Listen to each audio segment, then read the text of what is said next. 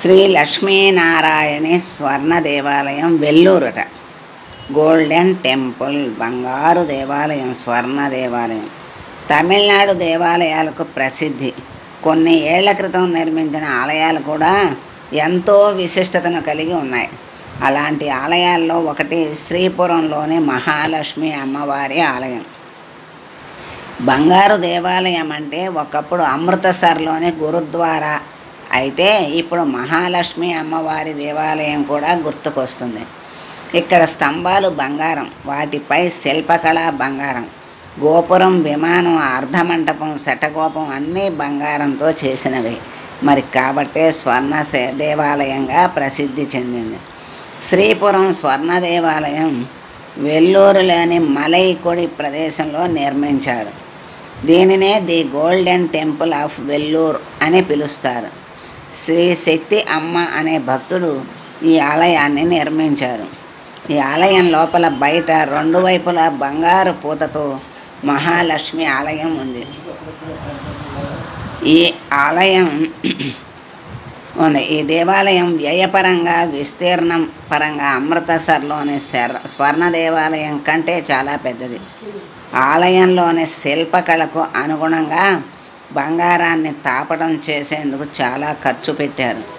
కంచి కామాక్షి అమ్మవారి ఆలయ స్థపతి సుబ్బయ్య, తిరుపతి శ్రీ వెంకటేశ్వర శిల్ప కళాశాల స్థపతి శ్రీనివాసన్ల పర్యవేక్షణలో నిర్మాణం కొనసాగింది. దాదాపు 400 మంది తిరుమల తిరుపతి దేవస్థానానికి బంగారు తాపడంలో పాలు పంచుకున్న వాళ్ళు వీళ్ళల్లో ఉన్నారు. రేయింబవళ్ళు కష్టపడితే దేవాలయ నిర్మాణానికి 6 ఏళ్ళు పట్టింది. ఆలయానికి రాజగోపురం ఉంది. తిరుమల ఆలయానికి మళ్ళీ చుట్టూ 36 స్తంభాలు ఉన్నాయి.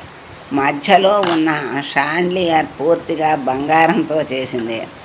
ఆలయ ప్రాంగణంలో 30,000 మొక్కలు, ఉద్యానవనాల్లో 1,00,000 మొక్కలు నాటారు. అందమైన ఫౌంటైన్లు అదనపు హంగుల్ని చేకూరుస్తున్నారు. ఆలయానికి ప్రత్యేకమైన లైటింగ్ను ఏర్పాటు చేశారు. ఈ కాంతుల్లో దేవాలయ శిల్పకళా చాతుర్యం దేదీప్యమానంగా వెలుగొందుతోంది. ఆలయం లోపల గర్భగుడిలో అమ్మవారి ఎదుట 27 అడుగుల ఎత్తైన పంచలోహాలతో చేసిన 10 అంచెల దీపస్తంభం ఉంటుంది. ఇందులో 1000 ఒత్తులతో దీపారాధన చేస్తారు.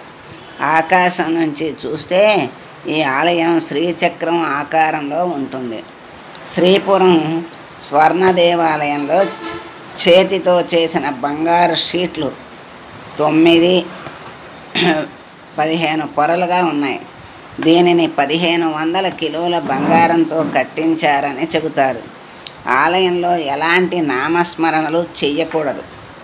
ప్రవేశం మొదలు దర్శనం పూర్తయి వెలుపలికి వచ్చే వరకు భక్తులు మౌనం పాటించాలి. ఇది మనం దేవాలయం యొక్క మరి గొప్పతనాన్ని, విశేషాన్ని, అది ఎలా నిర్మించారు, ఎంతమంది నిర్మించారు, ఎన్ని రోజులు పట్టింది, దాని యొక్క విశేషాలన్నీ కూడా మనం కళ్ళకు కట్టినట్లుగా మనకి చూసాము. ఈ ఆలయాన్ని పైనుంచి చూస్తే శ్రీచక్ర ఆకారంలో ఉంటుంది. శ్రీపురం స్వర్ణ దేవాలయంలో చేతితో చేసిన బంగారు షీట్లు 9-15 పొరలుగా ఉన్నాయట. దీన్ని 1500 కిలోల బంగారంతో కట్టించారని చెప్తున్నారు.